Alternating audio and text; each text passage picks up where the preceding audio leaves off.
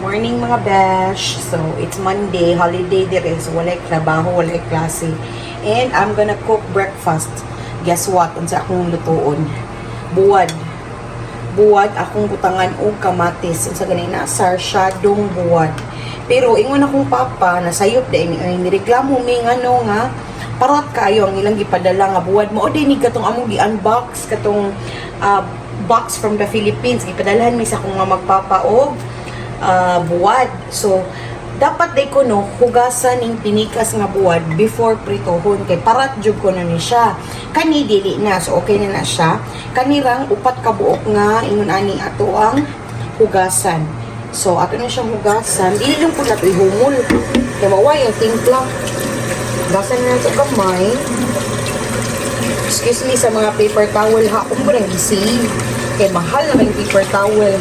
Ako pa na itrapo-trapo dito sa counter. So, kana. Yan, nagpalit ko kamatis the other day. Medyo niya akong plano nga lutoon karon nga holiday. Luto ta og buwad. Naparisan din na itong itlog. O, diba? O fried rice. Sus, kada ko sa plano kaon. Oy, tayo dingaw, no? Nes kay panahon sa gawas. I-tastanan. Nga karon general cleaning ni diris balay ni Fritz. Magkuan mi sa mga jackets, mga bata o unsay mga dili na kaigo. Kaya aron makahibaw mi unsay mga palitono nila para sa winter, fall and winter season. So since basa man na, magkuha na sa tong paper towel. Ato lang pud ipat dry no kay mulagsik ni inig. Mulagsik in prito. Diba social kay buwad eh. Tinrapuhan og tuwalya. Okay, basa na diha ayan na. Ay, wag na. Limpyo man na diha. And then magprito na ta. Ari ra ko sud magprito ay mag-abli ra mi og door sa balcony dili ra siguro manimaho. Paspasan lang, initon lang maayo ang kaha before na to ilunod ang atong buwad. Nara ang atong buwad. Guwapa na. Bagong ligo. Tatad sa taog. Lamas. Gamay na lang ako ang kanilas na lang ninako. Magpalit pa di ay mi og sibuyas. Sibuyas o sibuyas lagi. And then, datong kamatis ay presko prestanan. Sakit kaya kung kamoto ay nasamad yung ko kahapon ay. Nakoy yugasan yan. Nasamad ko. So, kana niya nga tong kamatis. Kagwapas kamatis hagtok kay tanan oh.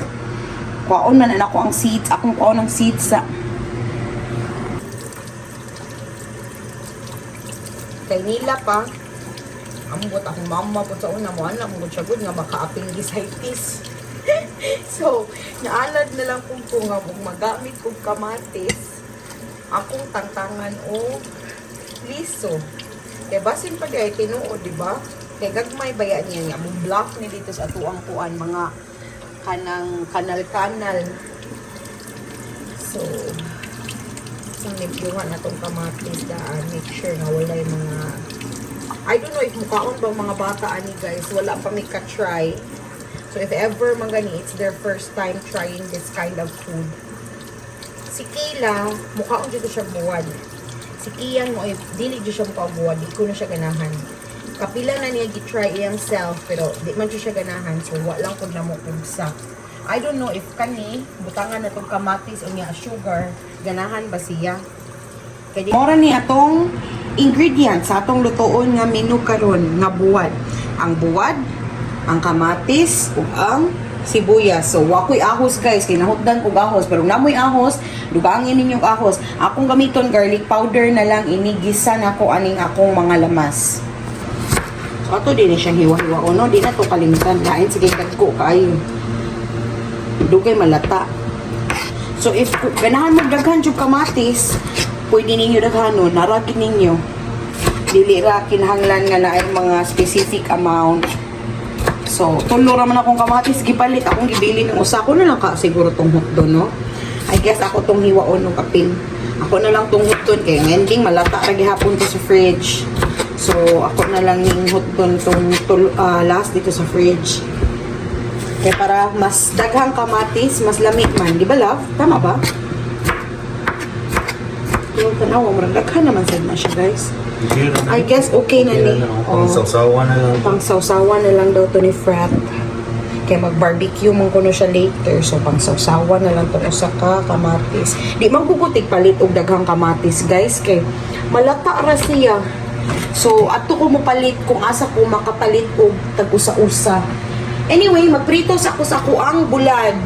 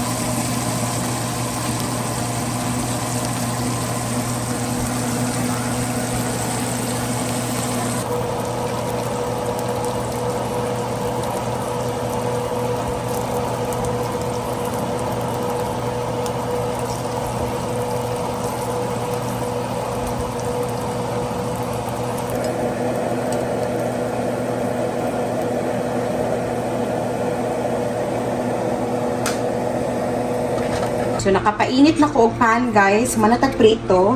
So, magbutang na ko og olive oil. Diba? Buwad, pero olive oil. Okay, every time magisagog ko diris balay, olive oil na lang amo ang gamit. Okay, para mas healthy siya. So, just a little amount of olive oil. And then, ato nang igisa ang ato ang lamas. So, dunganon na nato, guys.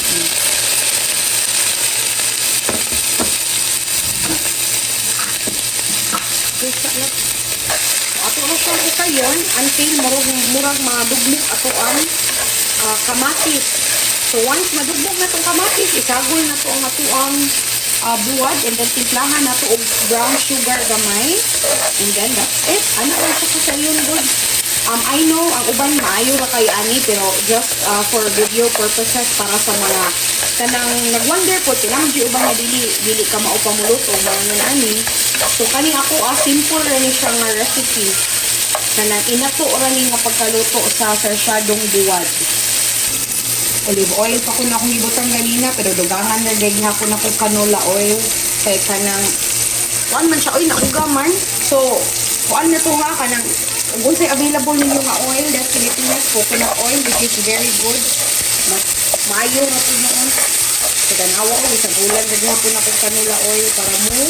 So, ang olive oil, dali ko sa ma-evaporate, dali ko siya mauga. So, lata na. Ako na, isago lang ito ang buwad. Sadadan.